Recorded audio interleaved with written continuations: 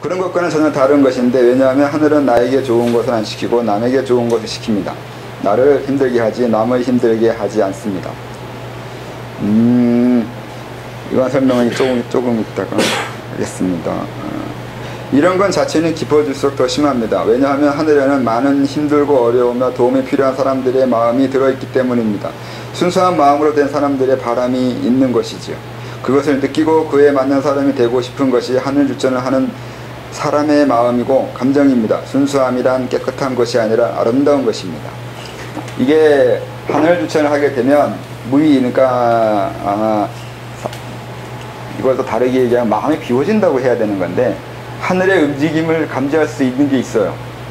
왜 내가 하늘의 움직임을 감지할 수 있냐면, 그러니까 그 인위적인 걸 하지 않아서라고 할 수 있어요. 인위적을 한다는 것은 내가 할 것만 보고 있어요.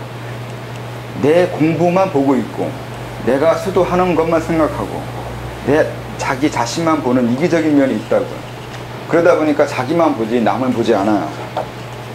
그러니까 또 기술을 얘기하면, 아니면 뭐 호흡이나 주문을 얘기하면 주문만 열심히 외우고 있어요.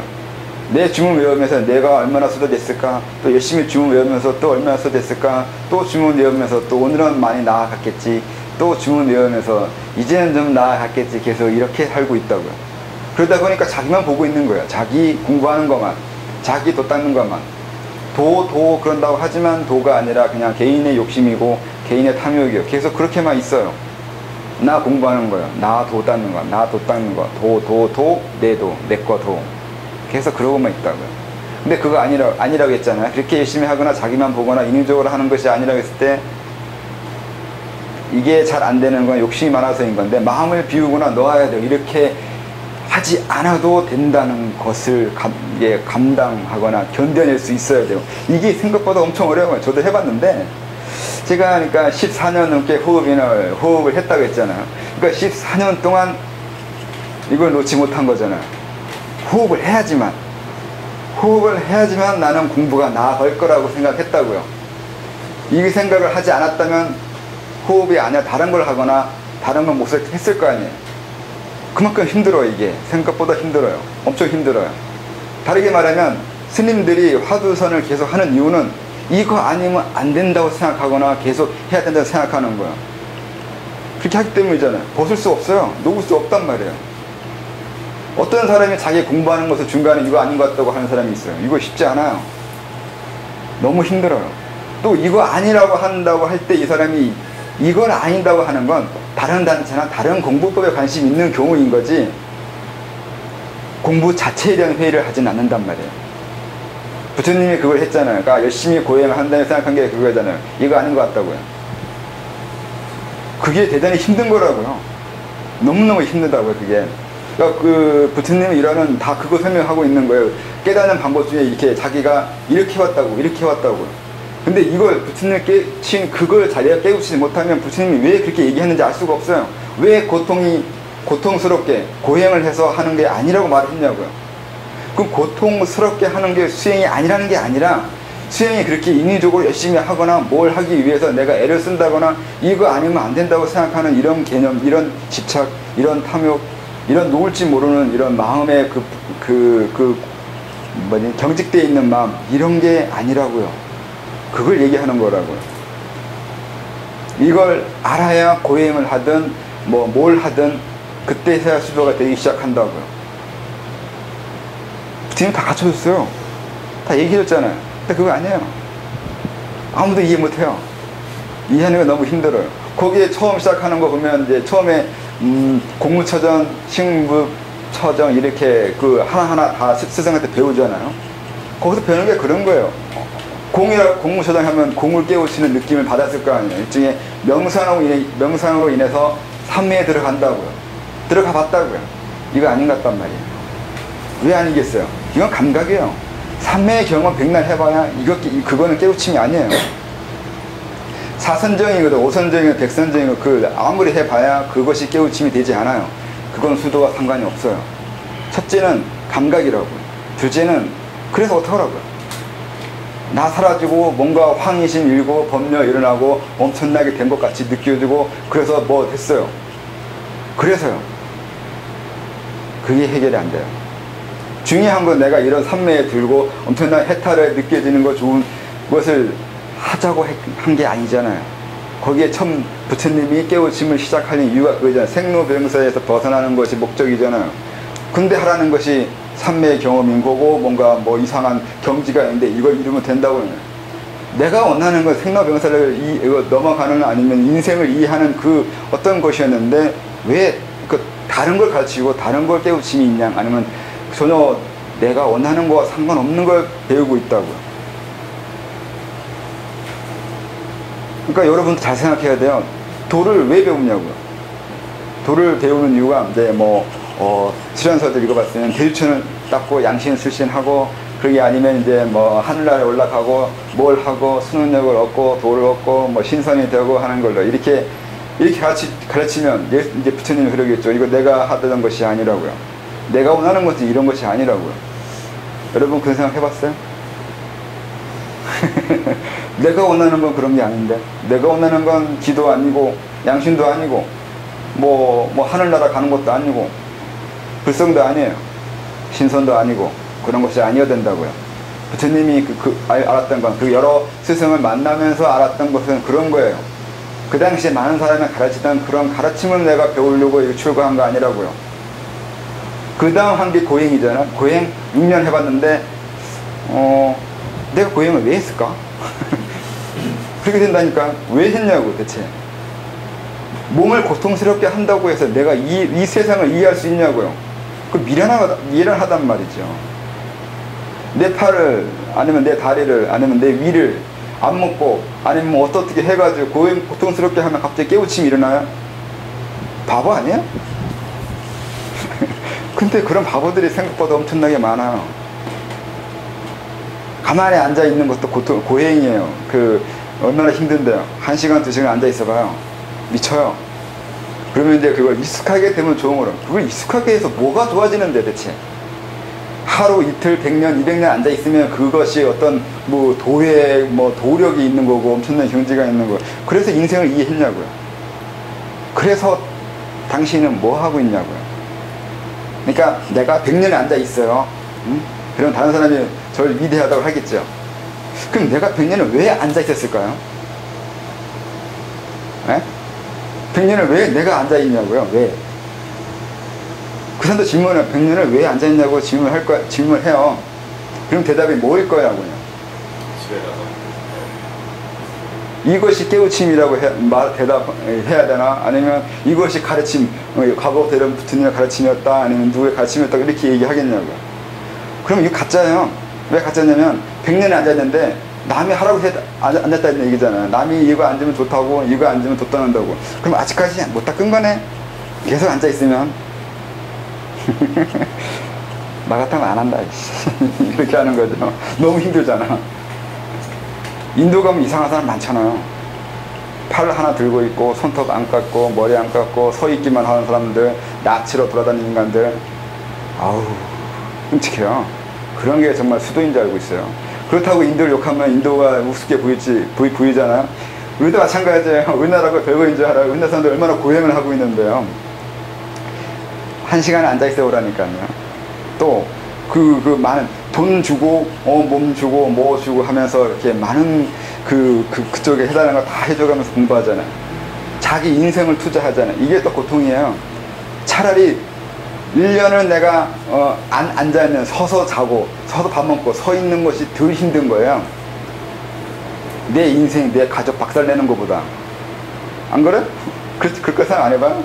내가 1년에 서 있는 건 내 다리만 아파요. 내 몸만 아프다고요. 근데 가정이 박살내면 가족이 힘들어요. 이걸 더 못 견뎌요. 게다가 1년 딱 힘들고 끝나냐고요? 아니잖아요. 언제까지 힘들지 알 수 없잖아요. 이게 또 고통이라니까요. 이런 식으로 수도를 하거나 그걸 강요하게 된다고요. 수도 자체가 이미 고통인 건데 고통 자체가 수도는 아니라고요. 근데 약간 애매한 게 있네. 이상하게 설명해 들어가나? 아무튼 뭐 설명하다 여기까지 왔거든요. 이수까지 잘 이해하시는데 그러니까 열심히 하는 건 맞는데 열심히 할 때 잘 열심히 해야 된다고요. 마무리 이렇게 하면 되나? 이상하다. 뭔가를 깨달으려고 할 때 그 깨달음에 도달하고자 하는 그 마음씀이나 예씀이 있어야 그걸 놓을 때 또 놓아지는 그 맛을 느끼지 않나요? 네? 다시. 목표해서 깨달고자 스스로 굉장히 애를 쓰고 노력을 하지 않습니까? 네. 근데 실제로는 그 깨달음을 내려놓았을 때가 깨닫고자 하는 마음을 내려놓았을 때가 자기가 깨닫는 그 시점이 되는데 그 앞에서 애씀이 있었기 때문에 내려놓으면서 깨닫게 되는 어떤 그런 그 층차가 있지 않나요? 그게 맞기도 하고 틀리기도 해요. 그러니까 애씀이 있어야 되는 건 맞고 또 애씀이 없어야 되는 것도 맞기도 하고 그런데 기술적으로는 분명히 애써야 돼요. 애씀이 없는데 아까 말한 대로 양적으로 양이 없는데 갑자기 질이 나오지는 않는단 말이에요. 그래서 분명히 애씀이 있어야 된다고 하죠. 애써야 되는 거죠. 그걸 놓았을 때 깨우쳐지는 것은 아닌데 애씀이 있었기 때문에 놓을 수 있는 게 뭔지 보게 되는 것은 있겠죠. 애써봤으니까. 그러니까 그게 또 부처 얘기하면 부처가 그걸 보여줬다니까요. 고행을 안 하고 고행해서 될 게 아니라고 아니면 좋잖아요. 근데 분명히 고행했다고 나와요. 설산에서 6년에 앉아있었다고 나온다고요. 그런 식으로 분명히 하루 이틀 한 것도 아니고 6년을 해요. 머리 엄청 나쁜 거죠. 저보다 낫죠. 저는 14년을 했다고 이렇게 얘기하면. 근데 그것을 하고 했잖아요, 분명히. 그렇게 얘기해 주잖아요. 근데 제가 그랬잖아요. 그 부처의 일대기가 진짜는 아닌 것 같다고. 그렇게 말하는, 열반경에 그렇게 부처 일대기를 말하는 데는 이유가 있어요.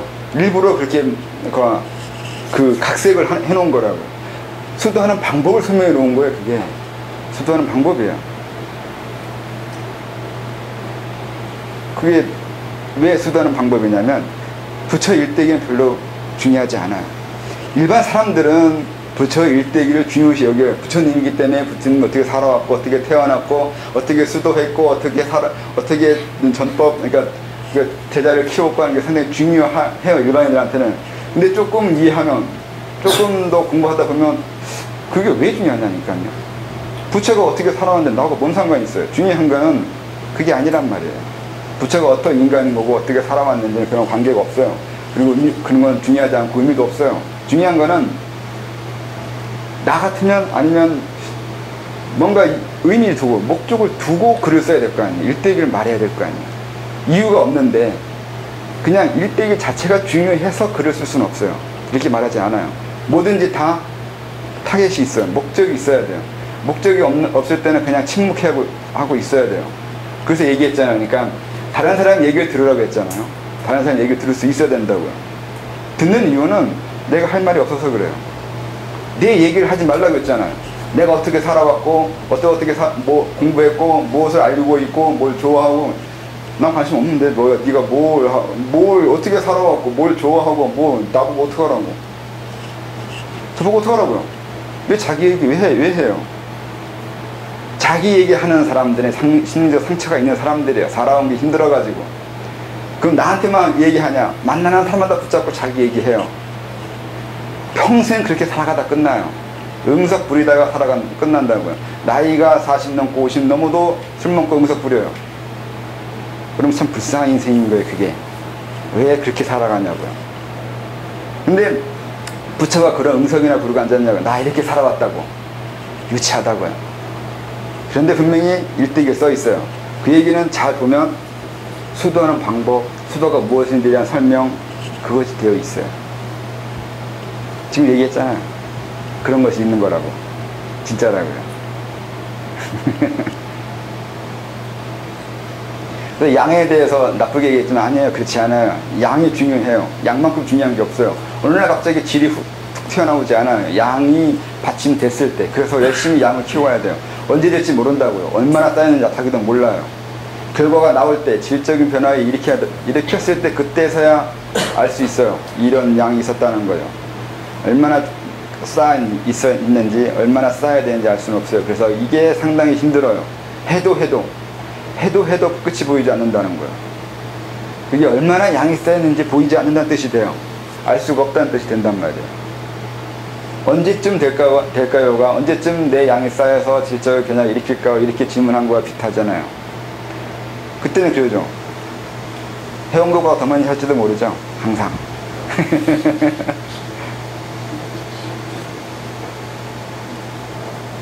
그리고 끝나지 않는다고요. 항상. 끝은 없어요. 다른 양도 쌓아야 되기 때문에. 수도만을 위한 양만 이렇게 얘기했는데, 수도만 아닌 다른 것도 양을 쌓아야 돼요. 그냥 건너갈 수가 없어요. 그건 이제 뭐 사람들, 정치, 국가가 변화하는 것도 양을 쌓는 걸 봐야 돼요. 이것도 하나의 그 세상을 보는 관점이에요. 패러다임을 이해하는 거라고요. 세상 돌아가는 걸 이해하는 거라고요. 어떻게 양을 쌓아가고 있고 뭘 쌓아가고 있는지 봐야 된다고요. 이 나라가 지금 이 세상이 뭘 쌓고 있냐고요. 어떤 양이 쌓아지고 있냐고요. 그러니까 어떤 부하가 걸리고 있냐고요. 그 부하가 걸리는 게 정점에 이르렀을 때 다른 것으로 변해갈 거라고요. 이걸 볼 수 있어야 돼요. 그래야 미래 예측이 된다고요. 그 변해갈 것을 알아야 거기에 맞춰서 내가 다른 걸 할 수 있죠. 이거 잘 알아야 돼요. 재밌는 거예요. 또 이걸 모르면 안 된다고요. 내 양 쌓는 것도 알아야 되지만 다른 나라, 다른 사람, 국가, 정치, 경제에 어떤 양이 쌓여져 가고 있는지를 알아낼 수 있어야 된다고요. 자기부터이긴 하지만 이렇게 쌓아가는 것을 알아야 그게 진로 변해갈 것을 알고 그걸 또 알아야 그 다음 예비하고 하는 거죠. 이런 얘기는 마르크스도 했는데 유물사관 나선형으로 올라간다고 하는 게 그런 의미가 있었던가? 양적 변화가 질적 변화로. 그러니까 변증법이잖아. 이것도 또 요리들 얘기하면 변증법이라고 그래요. 이렇게 어떤 철학이 들어가면 저도 몰라요. 그럼.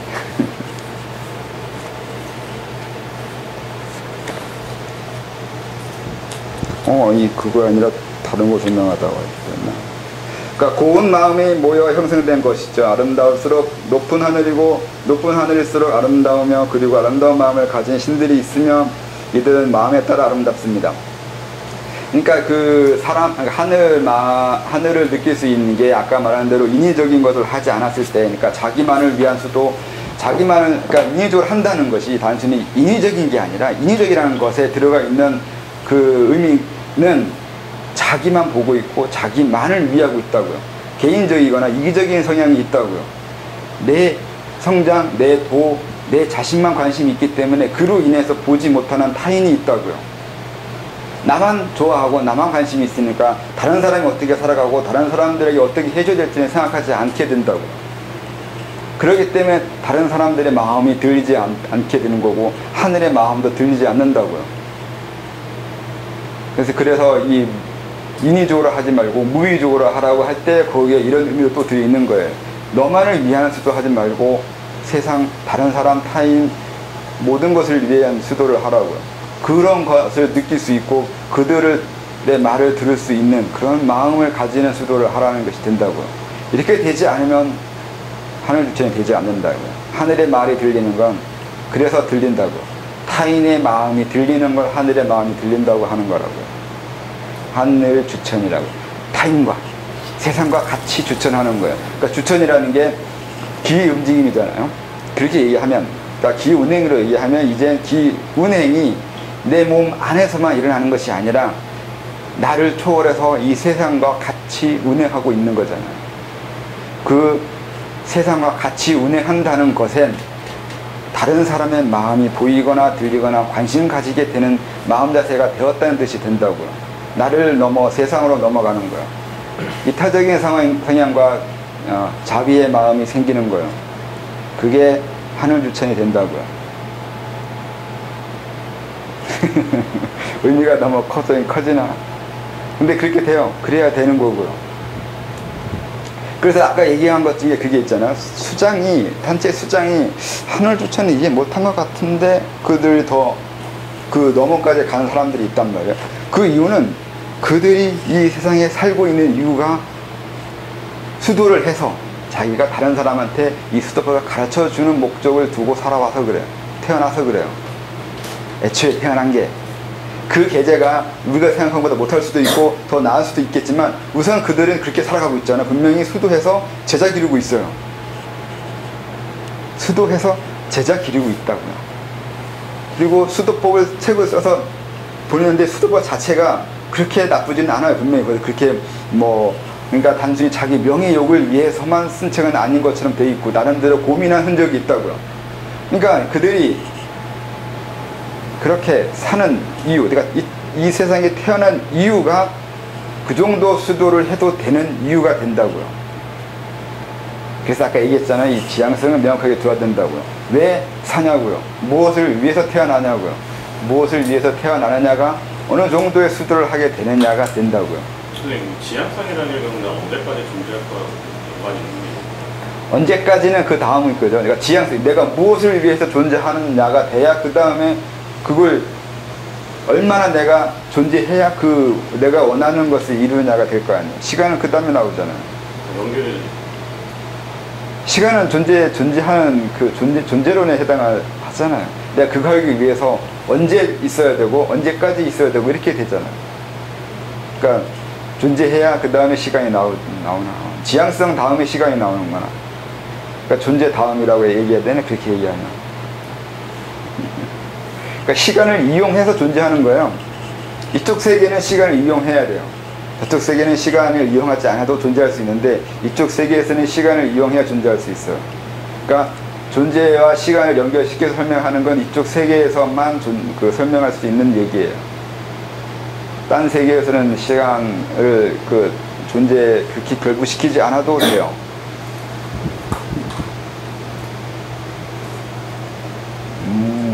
그래서 순수하다는 게 이제 그것도 이제 상식적으로 이해하지 말라고 해요. 항상 얘기지만 같은 개념을 상식적으로 이해하지 말라고 하는 것 중에 이제 순수도 그래요.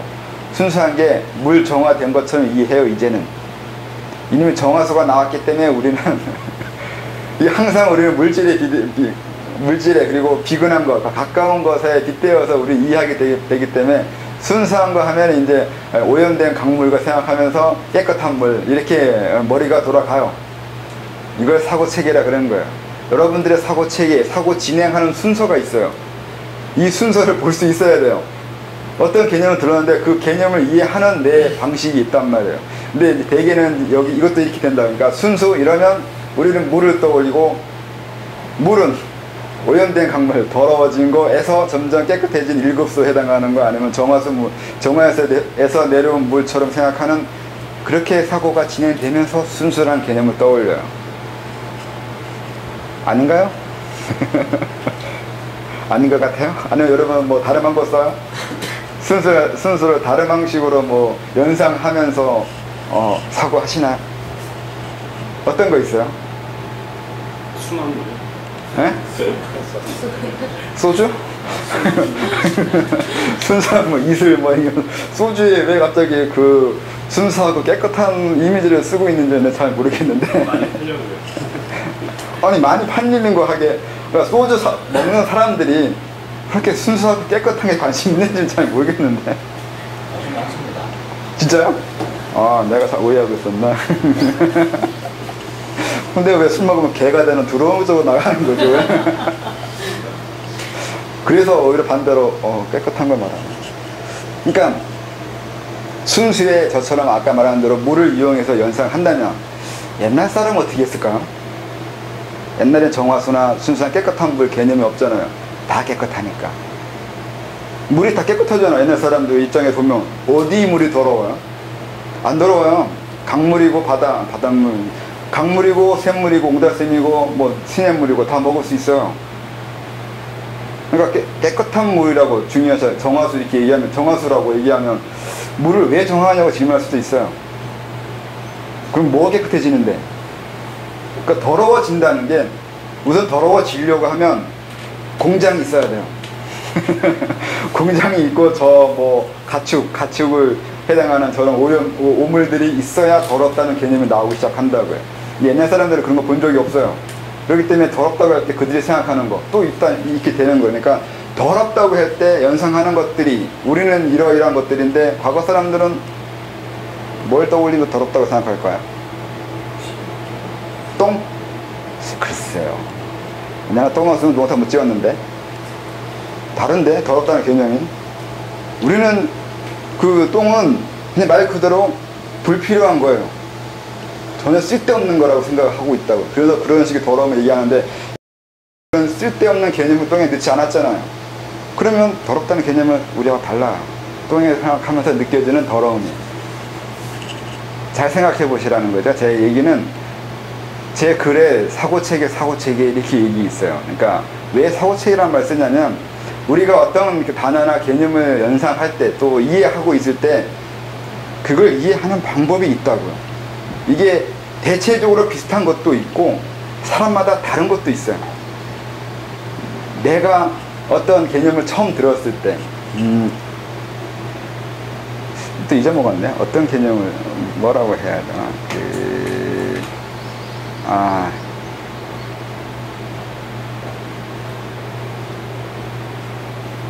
뭘 예로 들어야 되나? 그냥 어떤 단어, 잊어먹어가지고 잘 모르겠는데, 중학교 때 선생님한테 처음 들었던 단어들이 있는데, 그전에는 들어본 적도 없는 말인데 선생님이 얘기해요. 그러면서 그 단어 뜻까지 이게 선생님이 설명해 줬어요. 그래서 그런 단어들을 그때 알았는데, 그럼 나는 선생님한테 저 얘기 들었기 때문에 그 단어 알고 있는데, 다른 사람들은 어떻게 알게 될까? 소급이란 말은 초등학교 3학년인가 2학년인가 그때 사회 선생님이 가르쳐줬어요. 소급한다는 거예요. 거슬러 올라가서 유추하는 것이 있는데, 여러분은 소급이란 말을 어디서 들었어요, 처음에? 예? 어디서 들으셨나? 법률에 나오잖아. 예? 법에 나오잖아. 법규야. 법에서 처음 들으셨어요? 그러면 상당히 나이 들어서도 본 거 아니에요? 시험을 거슬러 올라. 그러니까 그걸 처음에 어디서 봤냐고요. 소급이라는 단어를 내가 태어나서 처음 접한 때가 언제냐 모르잖아요. 근데 저는 그렇게 그걸 생소한 단어를 한다는 걸 그러니까 그게 신선한 충격이어가지고, 그러니까 내가 사용하지 않는 단어를 쓰는 사람은 처음 발견한 거거든. 저 입장에서는. 우리 초등학교, 중학교 애들이 소금에만 안 써요. 우리 때는 안 썼어요. 근데 갑자기 안 쓰는 단어를 쓴단 말이에요. 그러면서 이제 그 뜻을 설명해 준단 말이에요. 그래서 내가 쓰지 않는 단어를 쓰는 사람이 있다는 걸 처음 발견했어요. 그리고 그러면 그때 그 단어를 그때 이해하게 됐다고. 그러니까 이것만 그런 게 아니라 여러분들이 개인적으로 어떤 단어를 이해하게 되는 그 시점이 있어요. 다 틀려요. 같은 단어라도 그걸 처음 들었을 때가 다르고 처음 들었을 때 느낌이 다르기 때문에 사람마다 다 다르게 그 개념을 캐치하고 있다고요. 쉬었다 하겠습니다.